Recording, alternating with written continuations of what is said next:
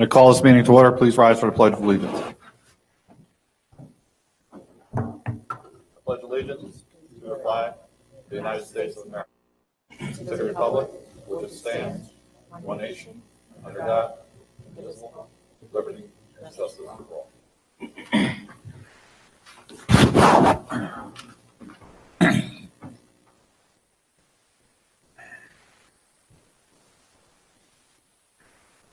Call for the approval of the minutes of the March 9th, 2021 meeting.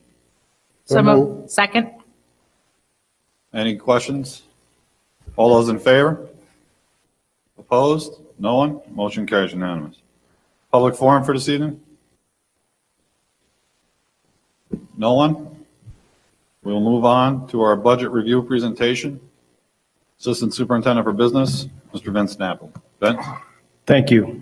I'm just going to get the slide to present. One moment.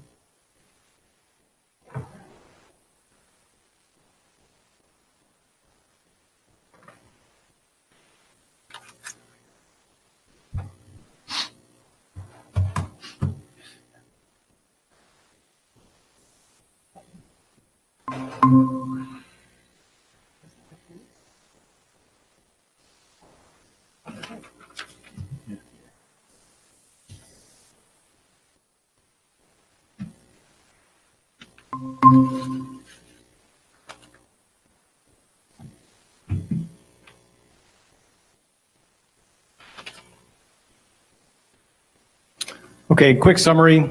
Last year's approved budget was $42.5 million.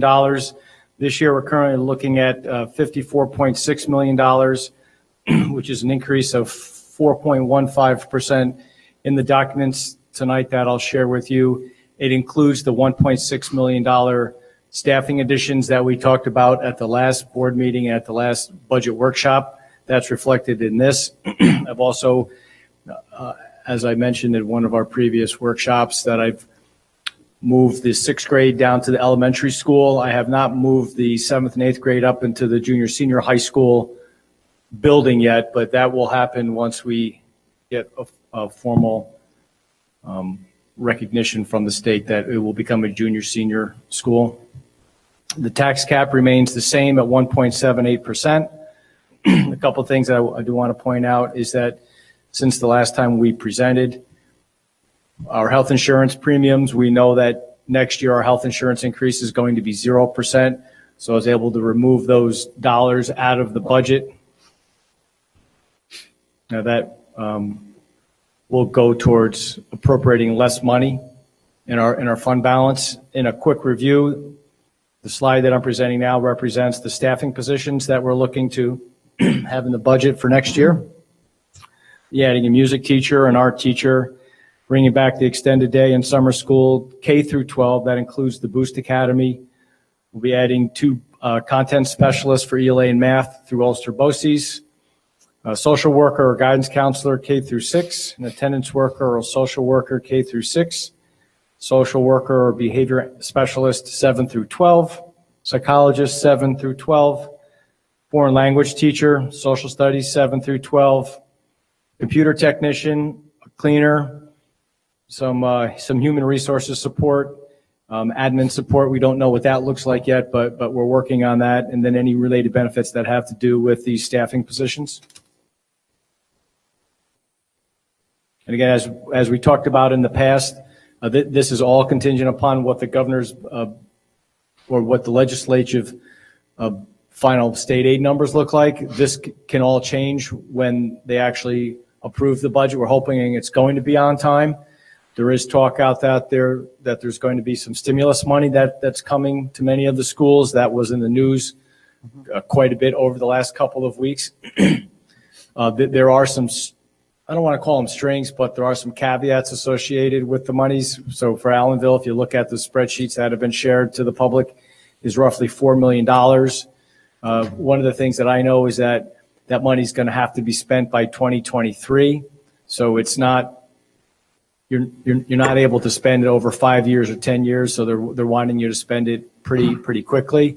But we don't know what other attachments are associated with that. Like with the ARA funds back in 2010, there were strings attached, and we had to apply for the money, which is what we've done with the CARES Act. So we're waiting on the final guidance for that. So we're hoping to get that. John? Vince, was that something along the lines of the lost learning money that the government gave back, the $4 million that you mentioned, or whatever the number? I'm sorry. I don't remember seeing the words lost learning. That this was part of President Biden's stimulus package for schools. He could have called it lost learning, but the things that I read, I don't remember seeing those words, but you might be right. Yeah, I thought it was for districts to develop programs to help with kids and what we've been through and things like that. Well, it definitely is COVID related. I just Right. don't know if it was called that, but I can certainly check if those were the words, and I can definitely let you know if All I right, find thank it. you.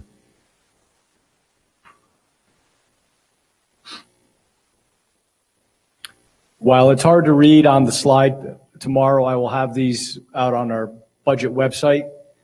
These are the 19 lines that talk about the increases and decreases from budget to budget.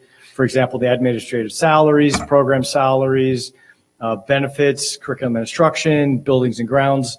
We've gone through these lines before. I just wanted to demonstrate with the $1.6 million coming back in and the decrease in health insurance, where those budget lines have actually changed. And if someone wanted to compare what I presented at the first budget workshop to what this one is, they'll be able to see where those numbers changed. On April 13th, we will have a full budget review. It's going to be more in depth than what I'm presenting tonight. We talk about the potential of tax implications to the taxpayers, how much their tax bill would go up if they're assessed at an average of $100,000. Hopefully we'll have a finalized budget from the state, and we'll be able to make any changes to the budget that we need to at that time. And April 21st, we'll adopt the BOCES budget as well as the district budget. And on May 18th is the budget vote. As far as I know, right now, nothing has changed. We will have in-person voting right here in the media center. We will be following all COVID safety rules, but right now we are planning on having live voting.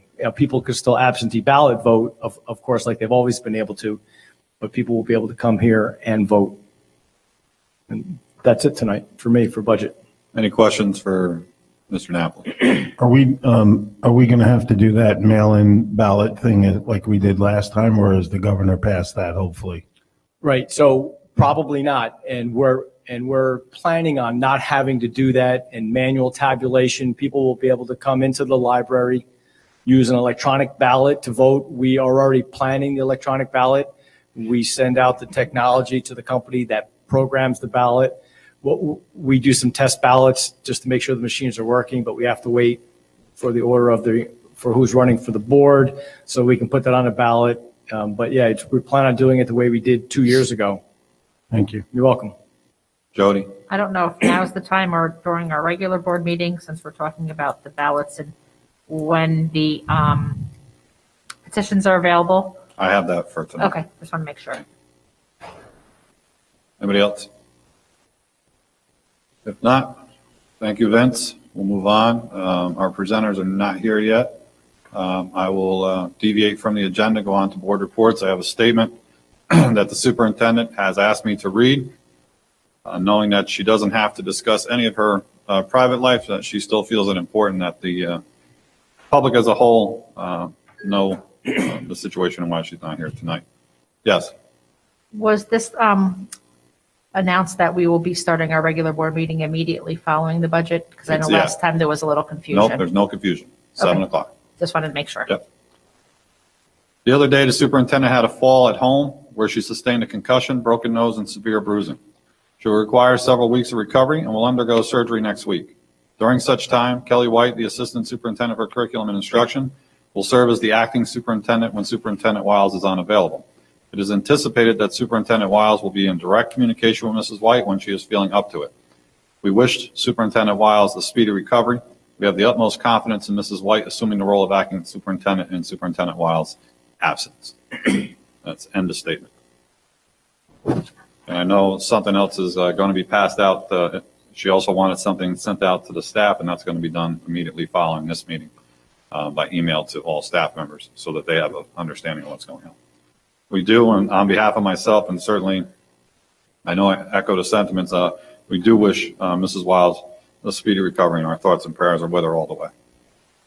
The other thing I'd like to say is certainly our thoughts and prayers. Mr. Story, unable to be with us tonight, one of his family members passed away suddenly last week, and the funeral was today, and our thoughts and prayers go out to him and his family, and we will see him shortly.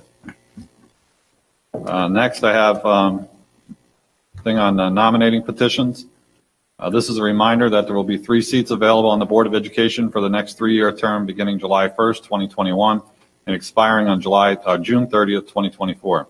The 3-year terms will expire for Iris Friedman, Lisa Ramirez, and Wayne Story. Petitions for the Board of Education vacancies will be available on Monday, April 5th, 2021. The deadline to return the petitions will be at 5 p.m. on Monday, April 19th, 2021. Numbers will be drawn for candidate placement on the ballot on Tuesday, April 20th, 2021 at the central office under the When are they available, Phil? I didn't catch what the petitions will be available on Monday, April 5th. Okay. And they need to be returned no later than 5 p.m. April 19th.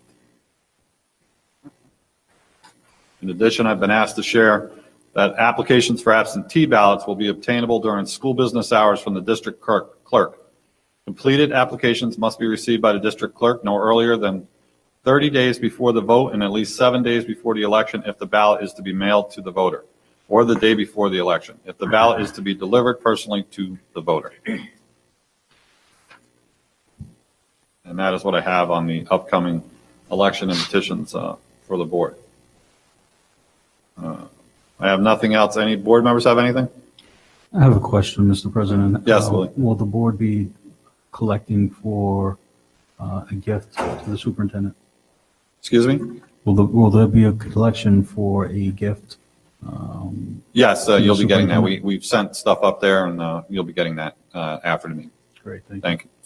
Do you want to give Chris a statement? Oh, yes. Actually, all 3 of these things can be given to him.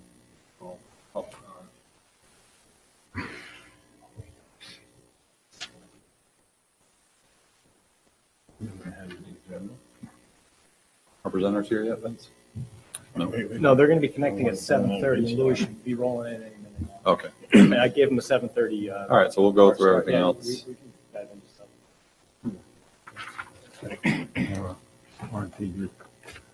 stuff. Board membership, anybody have anything? No? Then we will go on to Assistant Superintendent for Business, Mr. Napoli. Thank you. A couple things that I want to point out. We had a company in today. We took a look at with an engineer over at the soccer field. We had a company come in today to pump out some drainage basins that are over there, just so we could try to alleviate some of the moisture problems that are over there at the Leipold field. One of the things that we found is that while there's drainage over there, it doesn't drain anywhere. It just goes into a catch basin. So we've asked a civil engineer to take a look to see what we can do to mitigate some of the wetness that's over there. We don't know what's going to come of this, but I just want to let you know that we are looking at the playability and the quality and the wetness over on the soccer field. In my report, there's something regarding the pool house. You know that we let the town run the summer camp and they use our pool. We have our pool tour scheduled in a couple of weeks, but we did go over there and take a look at it, and we noticed that one of the main, or the sole support beam running down the center of the building, there's some decay to it. There was some work done to the support beam, I don't know how many years ago, maybe 10 or 15 years ago. So we've asked a structural engineer to take a look at it. The building is safe at this time, but it's something that we're going to want to take a look at. We're waiting for an official report. He's going to have some suggestions on what we can do immediately and something we want to look at long term. And then there's also some concerns about some erosion of the concrete in the floor. That's not structural, but just something that we might want to look at. In addition, where every 5 years, all school districts are required to test their fixtures for lead. We started that testing process yesterday. And any facility or fixture that is found to have lead is expected to be removed or What is put a out of fixture? service. What is a fixture? You mean like the water fountain? Yeah, water fountain, a faucet, Water fixture. yeah, anywhere where you could, anywhere where there's potable water. Right. So for example, places like our custodial closets, we hang a sign that says not potable, meaning you shouldn't drink it. In our science labs, where you're not supposed to have any food or consume any water, you're not allowed to drink the water there, but we are required to test, and every school district, like I said, is required to do it every 5 years, and I can't believe we're already at the 5th year to do this. So we started the testing Monday. We actually got a reprieve. That was supposed to be done when COVID hit last year, but the state facilities gave us a reprieve, and we were able to start it now. And that's all I have to report tonight. Thank you. Thank you. Any questions for Mr. Napoli? If not, move on to Assistant Superintendent for Curriculum Instruction, Mrs. White. Good evening. I just want to take a moment to share out some opportunities that we have in the works for students to receive some academic support as we round out the year. So while we're still waiting on to hear from the state regarding the waiver that they applied for assessments that were required under the Every Student Succeeds Act. Since we haven't heard what direction they'll be going in, we are going to be offering Regents review classes for the required Regents exams in algebra, living environment, earth science, and English. So we'll work with the high school administration to get that schedule developed and distributed to our students and families. We're also looking for the 4th marking period to host an extended day program for students in grades 7 through 12 with access to a 4:30 bus run. So students will have the opportunity to stay here to receive additional academic support and have access to transportation. And we also are exploring our summer school options. We want to try to do as many in-person summer school options as possible. So we're looking at the elementary level to bring back our Boost Academy this year. And we're working with BOCES to identify the target population, as well as an in-person summer school option for students in grades 7 and 8 and 9 through 12. So we're at the early planning stages of that, and as more information is available, we'll make sure that that's shared with the community and our families so that students can take advantage of those opportunities. Got it? Yep, that's it. Thank you. Any questions for Mrs. White?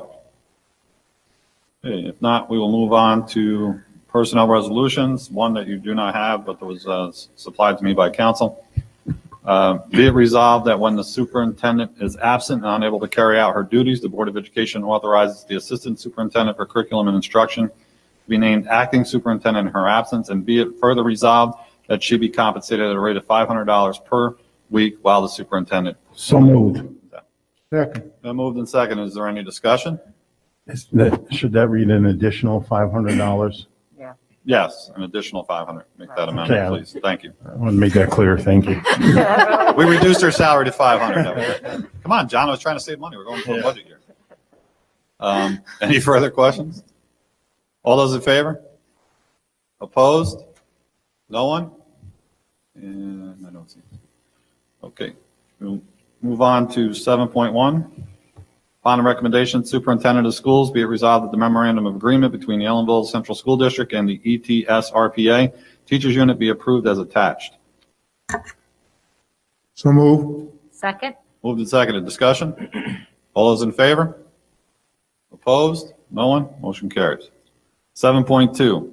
Upon the recommendation, Superintendent of Schools, be it resolved that the memorandum of agreement between the Ellenville Central School District and the ETSRPA SRP Unit be approved as attached. So moved.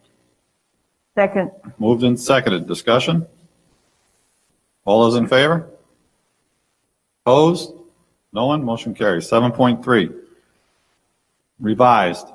Upon the recommendation of the Superintendent of Schools, be it resolved that Marina Russo's resolution dated March 9th, 2021 be amended to read, who holds a provisional New York State certificate in the area of school social worker, be appointed to a 4-year probationary position of school social worker and in the tenure area of social worker effective April 12, 2021 through April 12, 2025 at a contractual rate $68,307, step 1, bachelor's plus 60 plus master's. So moved. Second? Move second in discussion. All those in favor? Opposed? No one? Motion carries. 7.4, upon the recommendation of the Superintendent of Schools, be it resolved that Jolene Younger's request for an unpaid leave of absence for the month of March and April be granted, effective March 1st, 2021 through April 30th, 2021. So moved. Second. Move second in discussion. All those in favor? Opposed? No one. Motion carries. 7.5, upon the recommendation of the Superintendent of Schools, be it resolved that the co-curricular personnel as set forth in the attached list be approved at a contractual rate for the 2021 school year. So Move the moved. list is presented. Second.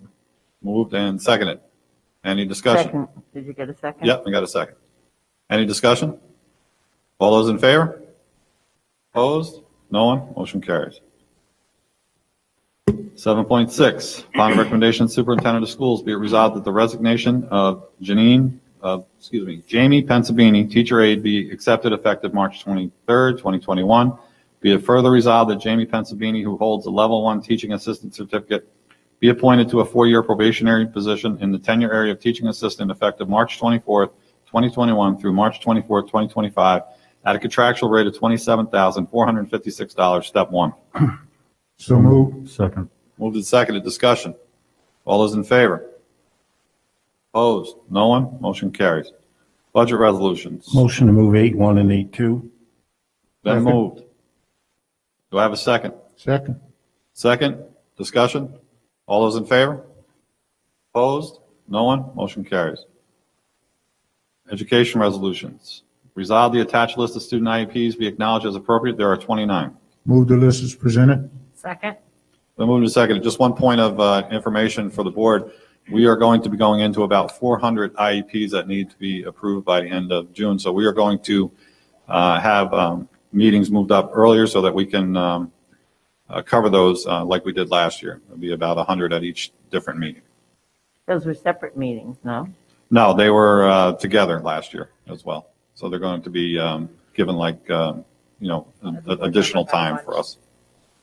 We did have separate meetings the year before. Okay. We can look into it and we'll be back to you. We'll report back to you. Any further discussion? All those in favor? Opposed? No one? Motion carries. 9.2, resolve that the Mary Ellen Burns Guba Scholarship Awards, annual in the amount of $500 each, be established pursuant to the terms and criteria designated by the donor. So moved. Second? Discussion? All those in favor? Opposed? No one? Motion carries. 10.1, resolve that the donation from Applied Materials Foundation in the amount of $200 for the Ellenville High School be accepted. So moved. Second? Moved and seconded. Discussion? All those in favor? Opposed? No one? Motion carries. 10.2, be it resolved that the Board of Education hereby approves the renewal of the lease agreement with the Village of Ellenville for the Ellenville Little League use of a certain portion of property immediately adjacent to the live pole athletic fields, as is more fully described in the lease agreement, subject to the approval of the Commissioner of Education as required by Education Law 403-A. So moved. Been Second. moved, Second? seconded, discussion? All those in favor? Opposed? No one? Motion carries.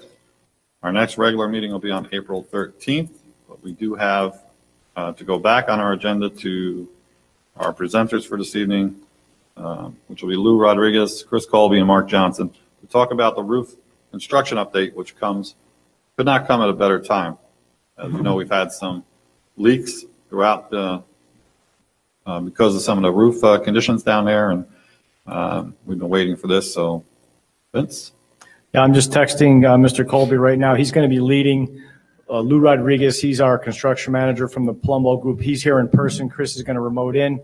I just sent him a message that we're ready for him, so I'll just wait for him to join. so I can let him in. You want Lou to start?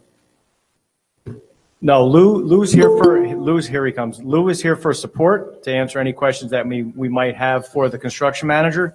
The presentation is actually being run by Chris Colby from Clark Patterson Lee. Dr. Rick, our financial advisor, couldn't make it tonight. He had a prior engagement that he could not get out of.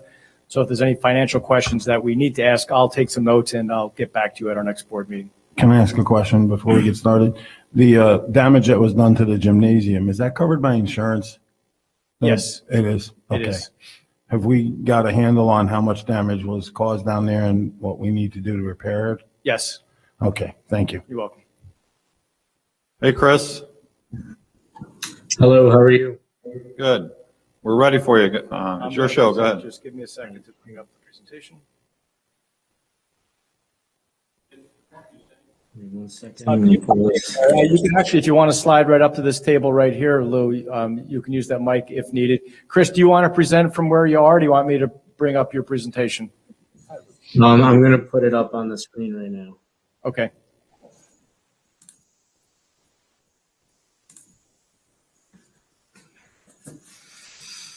Can you see that? Yes, sir. Great. Okay, so I'm going to jump into this. We really want to give you an update on three different what we're calling phases. The first is the roofing work that everybody's been anticipating is going to start soon. What we've now turned into phase 1 and 2B, we've combined that together, which is really the cafeteria addition and some of the alterations at all three buildings. And then phase 3, which for the most part, and we'll get into some of the detail here in a second, is the majority of that phase is site work with a little bit of work in the building. And that's for aidability purposes.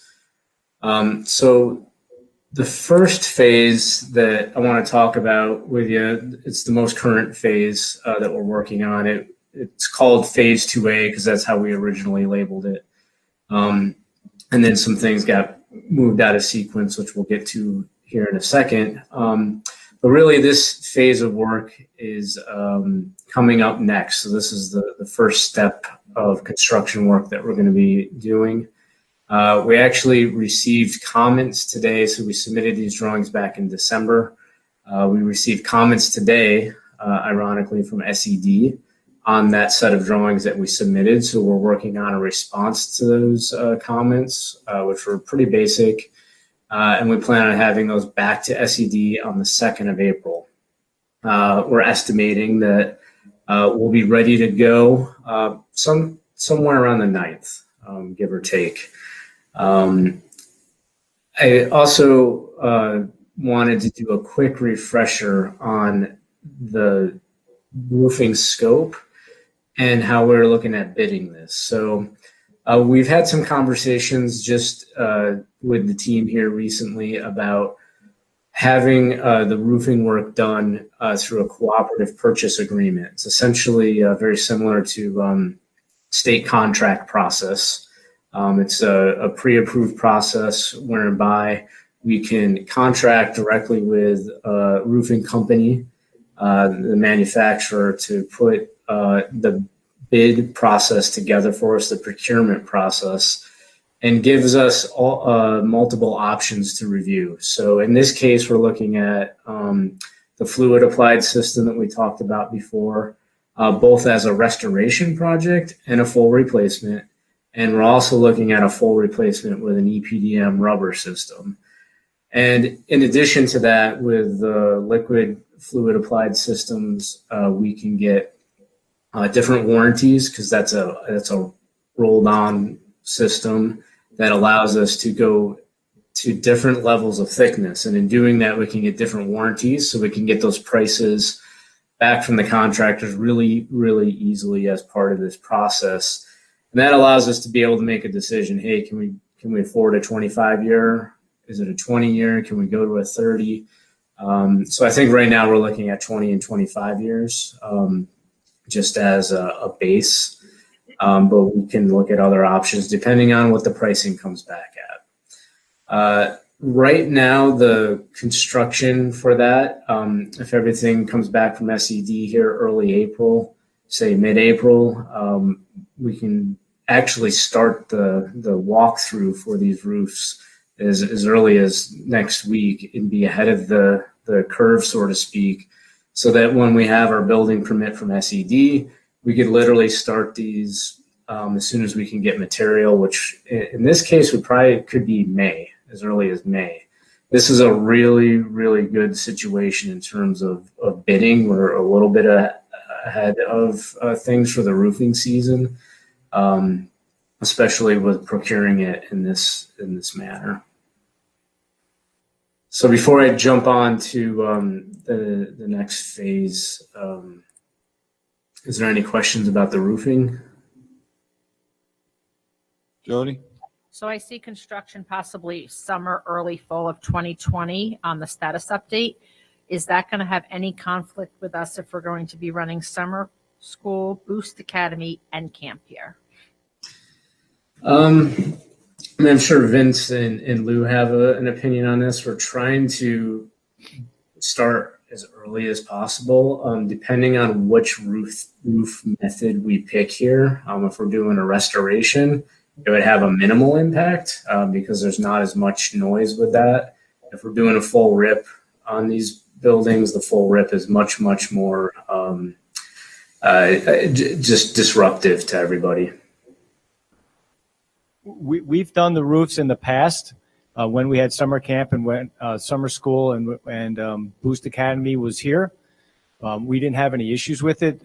We can have them schedule after the kids leave if they happen to be in a building where they're doing the work. If summer school is happening in that building, don't forget the middle school. I think, Louis, if I'm not mistaken, I think we did that roof already. I'm trying to visualize the map of the roofs that were already done. I'm pretty sure we did the middle school, but I could be wrong. So we definitely have the flexibility of moving the students around and planning it around the construction schedule. Luckily with roofing, it's not like jackhammering and it's really, really loud and obtrusive. They will put fencing around and make it safe for students. We've done this before. I'm not really concerned about doing the roof while the summer school or the campers are here. John? Yes, I'm stepping out of my comfort zone here to ask this question, so I hope I don't embarrass myself. Did you say that the amount of work or the amount of materials that you put down proportionately increases the warranty and the number of years that you can expect? So that's on the fluid applied system. On the EPDM system, it's a little different, but you can, with a fluid, you can actually literally roll on more of the membrane and thicken it up, and that will increase. You could go up to a 40-year roof if you wanted to, but that's rare. It's just that it seems like we're always dealing with some sort of roof issues, and I was wondering why we just wouldn't do the best job we could to fix it for as long as we can. I know that's going to be incrementally more expensive, but you talked about either doing a full rip, I think. I'm sorry, Willie. I know I'm stumbling here. Or, going ahead and just patching it or whatever we were talking about. I just think if we're going to fix it, we should do the best we can to limit any problems we could have in the near future. Sure. So part of the roofing is there are sections of the roof, and we paid for a thermal scan to look for moisture and damage to the insulation and the parts that's underneath the EPDM or the rubber roof. That's where he's talking about a full rip. You have to tear the whole thing off. So think about your house. You have to go down to the plywood and take the plywood off. What he's talking about, and the liquid applied, is where you have the existing roof and you can put the rubber material or this liquid right over it. And the more you put, the thicker that membrane becomes. So we are going to be tearing some of the old roof off for those areas that are really wet. And that's what he's talking about, the rip. Thank you. Yeah, and we can, to your point, it's a great question. That's why we're looking at getting multiple numbers with different thicknesses, because if we can get a 30-year roof, it fits in the budget. That option is available, and you're 100% right. It's an incremental cost, but it's really bang for the buck at this phase with this type of project. Thank you. Okay. So moving on to the next, what we call, really it's going to be the next phase for us after the roofs, but originally it was phase 1 and 2B. And just as a quick refresher, this is the cafeteria addition, the library relocation, security vestibules, nurse's office, windows, doors, some ramp work, and some other miscellaneous things that you see there. This phase got really pushed around with the roofing for a few reasons. COVID had a little bit of an impact on this with preliminary submission to SED.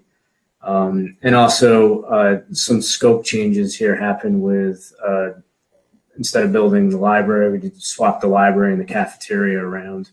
So we had to make some adjustments to the design, cafeteria, mainly designing a new cafeteria, looking at those budgets with Lou and his team and Dr. Timms and kind of altering things so we could get them done in an appropriate manner and make sure that we're getting aid and still on budget. As far as where we're at with that, so we had submitted preliminary plan to SED back in September. I don't know if we talked about this before. There was a period of time where SED stopped reviewing preliminary submissions, so that created a little bit of a backlog. Also, they were working remotely and had, they're limited on staff. So we got some comments back last month. We've been working with SED. They've been very helpful in terms of helping us massage things. We also, as part of this process, had to look at some of the grade changes and restructuring that and how that fits into this and the aidability. So we've done all that. Dr. Timms helped out. The team, Vince and Lou and our team worked with SED on that.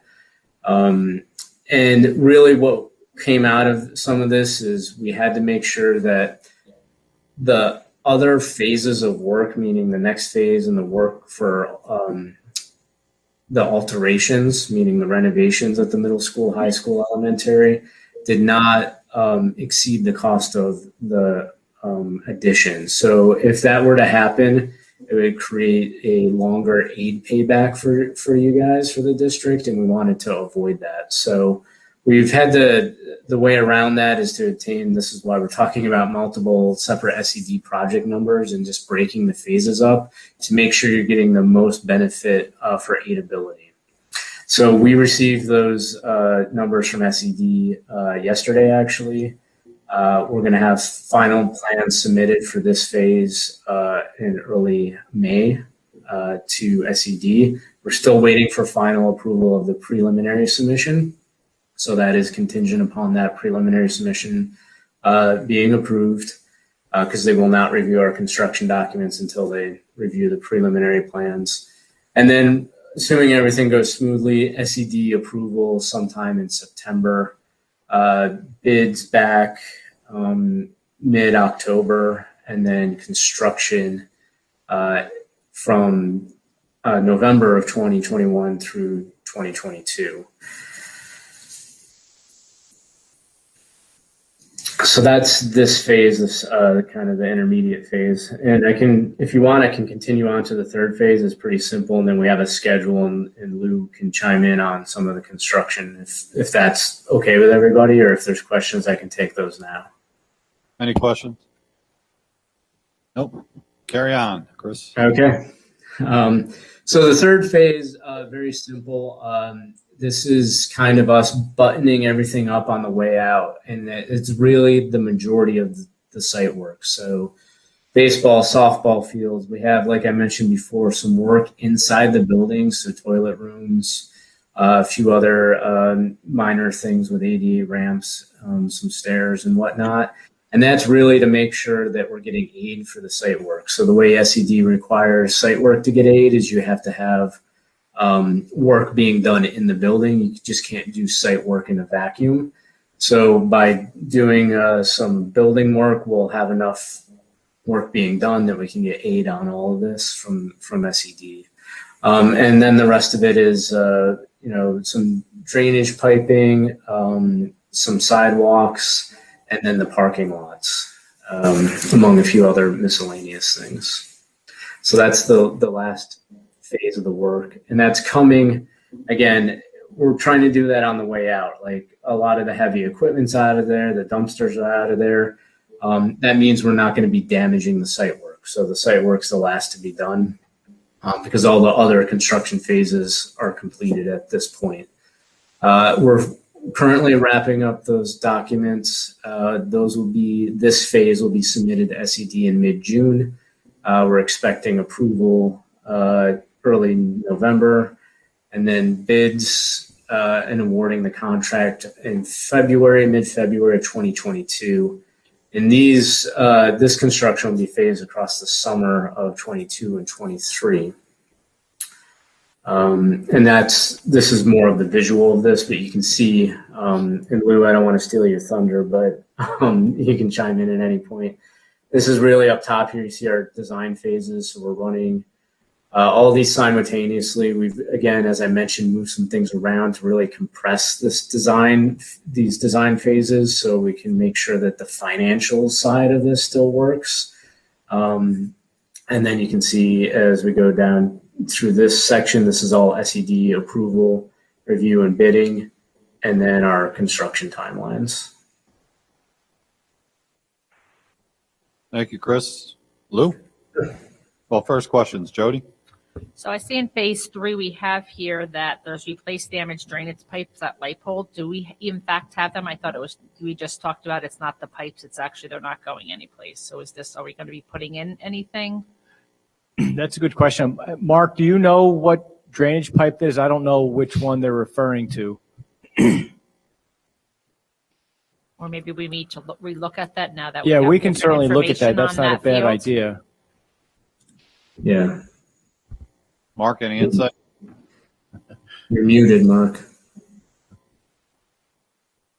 It's on the bottom of your screen, or microphone. Yeah, that's a small pipe. It's not related to the soccer field that you were talking about. It's not related to that. Oh, that's something So different. that's than something it's- separate than what I talked about earlier. Okay, Right. not doing the same thing. Thank you, Mark. Lou? Yeah, so Chris basically went over the schedule. So we tried to break this thing up. In particular, try to get us into a good bidding situation. Right now, the market is actually really good for bidding. So we should get really good numbers for the cooperative bid. I think that we're not only looking to get bidding for the fluid applied product, but the standard EPDM. So at least this way the board can get a full look at the potential savings going with the fluid applied process.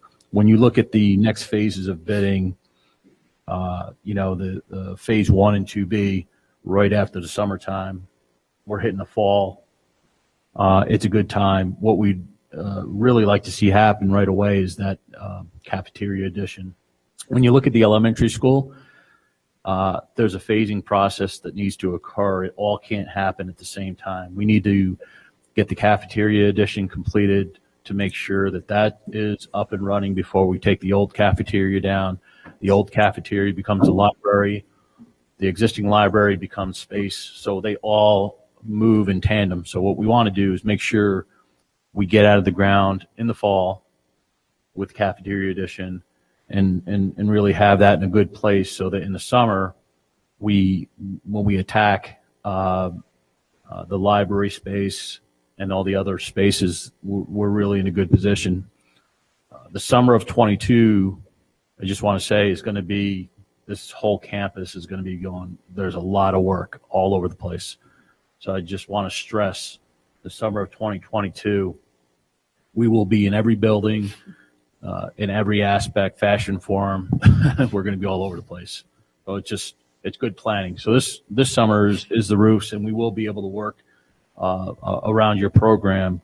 Summer of 2022, we will, when you think about the buildings, the exterior facade, we're doing brick repointing, exterior windows, exterior ramp work, and then on the interior of the buildings, we're doing a lot of program. We're also doing all the security upgrades. We're doing security upgrades here at the administrative offices, high school, middle school, elementary school. So at all your main entrances, we're taking care of all of those entry points. So again, just access to the building is going to be almost impossible. So, those are the kind of things we have to really think about, logistically, in the summer of 2022.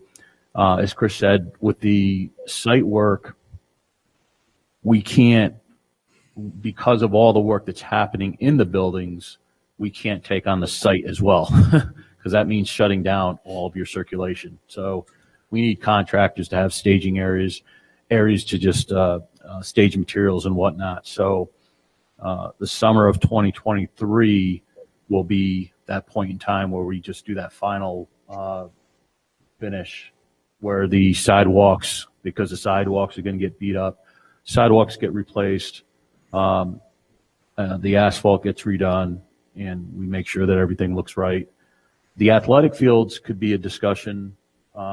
The reconstruction of the baseball and the softball fields, that could be a discussion as to whether or not we want to start those in the summer of 2022 to have them ready for the spring of 23, fall of 23. So that's a discussion. So that's something we can sort of pull potentially in 2022. But this next year is going to be pretty busy. So. What I can say is, the market is still really good. I see the market being good right until going into the fall. I think we're still going to be able to get good bids on this project. So. Got it, Lou? Lou, Yeah. Any questions on anything in reference you to guys the got? budget, Lou? Excuse me? In reference to the budget, with Yes. with the escalations that we're seeing in the market due to COVID and material/equipment availability, do you have any concerns when it comes to the project contingency? Yes. Where we've been seeing recently, pricing going up, and these are anything that's, first of all, petroleum based. So since the beginning of this year, if you look at gas prices, they've already gone up pretty significantly. So anything that needs to be trucked or anything that's petroleum based, made out of petroleum, is going to go up in price.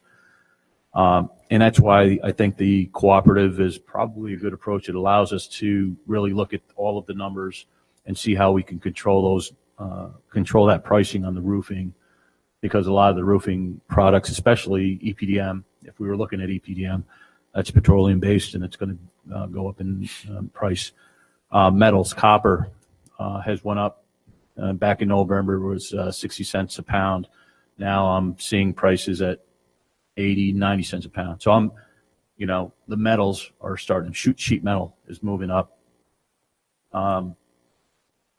That being said, contractors have not filled, all the decent sized contractors did not get that hook for the year. They still have to try to fill their quotas. So guys are taking jobs at leaner margins. I've been seeing that as well. So I think you're right, Willie. There's an uptick in materials, but there's also a more competitive bid market. So, and then the other thing is that we're fighting against, because of COVID, has been material delivery schedules. Lead times have really escalated. They've gotten pushed out. So again, I think on the roofing side of things here, dealing with the cooperative, I think we can sort of control that a little better going into the next phase of work with the cafeteria work and then all of the renovation work. What we're going to try to do as much as possible is try to control those numbers by doing separate, maybe state bid items. We talked about the auditorium seating there. Let's go to state bid and see how we can control those numbers and control the lead time on those things. So we got to strategize. We got to be really smart in how we're picking this thing apart Certainly. over the next year Certainly. to try to control. Because you're right, the numbers are going up. The material numbers are going up. Contractors are bidding things aggressively, but we have to know how to play this thing.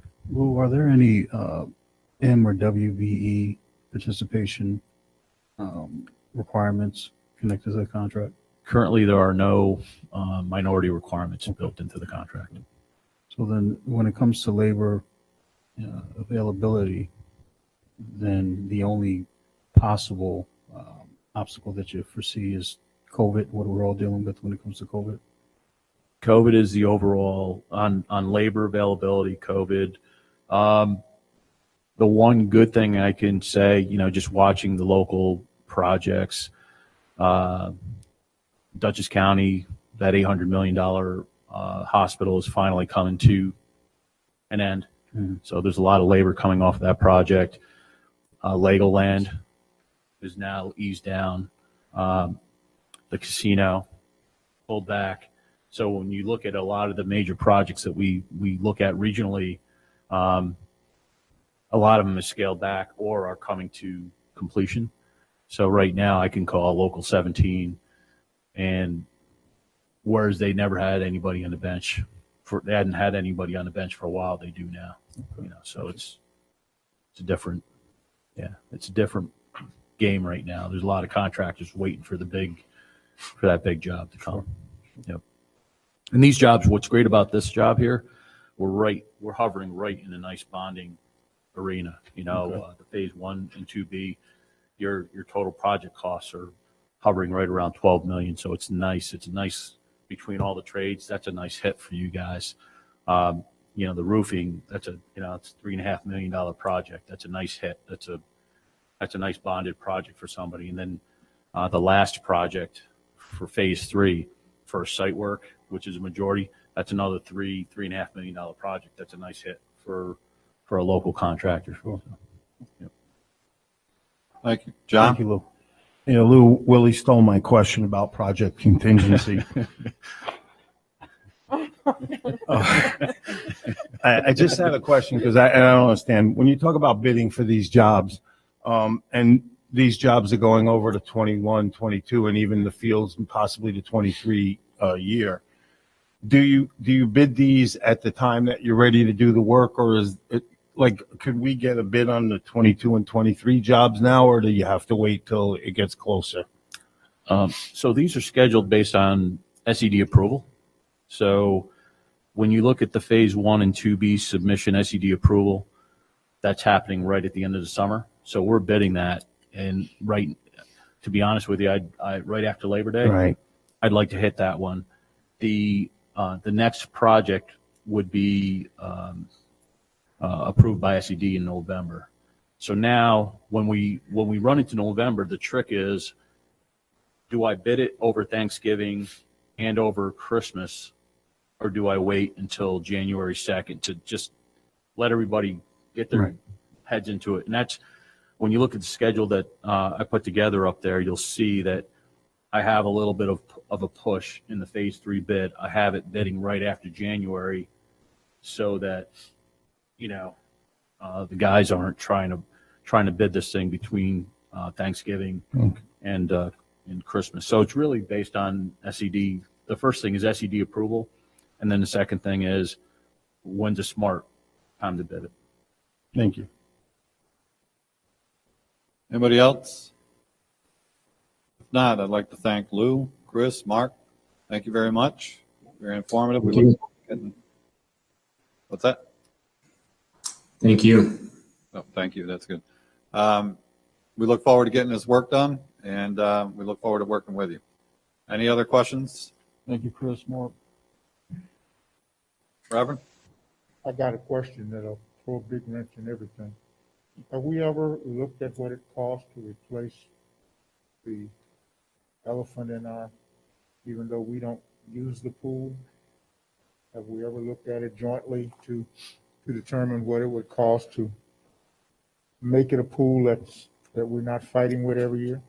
So unfortunately, because we we, Ellenville schools, don't have a pool program, meaning that because it's an outdoor pool, we can't do any major work to the pool. I know that the town has looked into, at one point, a pool over at Lippman Park, but there were some hurdles to that.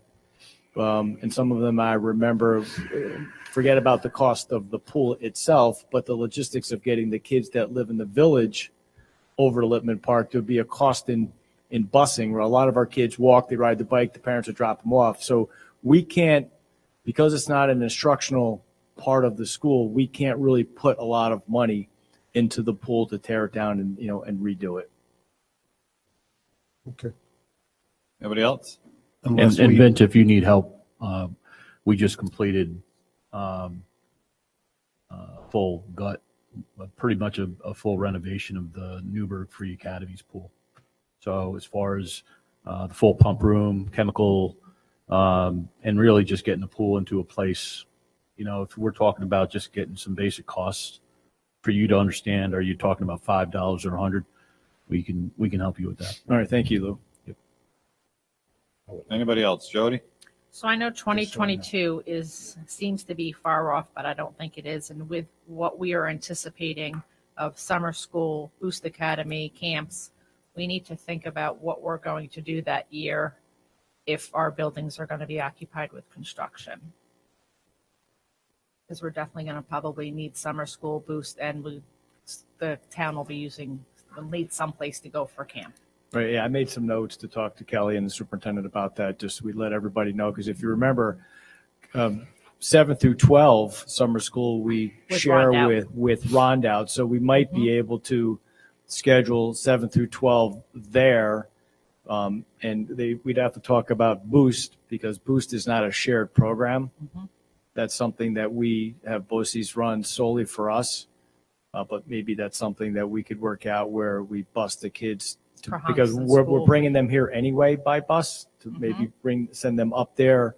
So that's a great idea. And camp will have to figure it out with them on how they're going to do that. Right. So, if they have to get tents or, some other accommodations, but we Sure. should at least give them a heads up. Sure. Thank you. Thank you. Anybody else? If not, board members, I remind you that April 13th, that's correct for the final budget review. Let me just double check that, but I'm pretty sure that's what I said.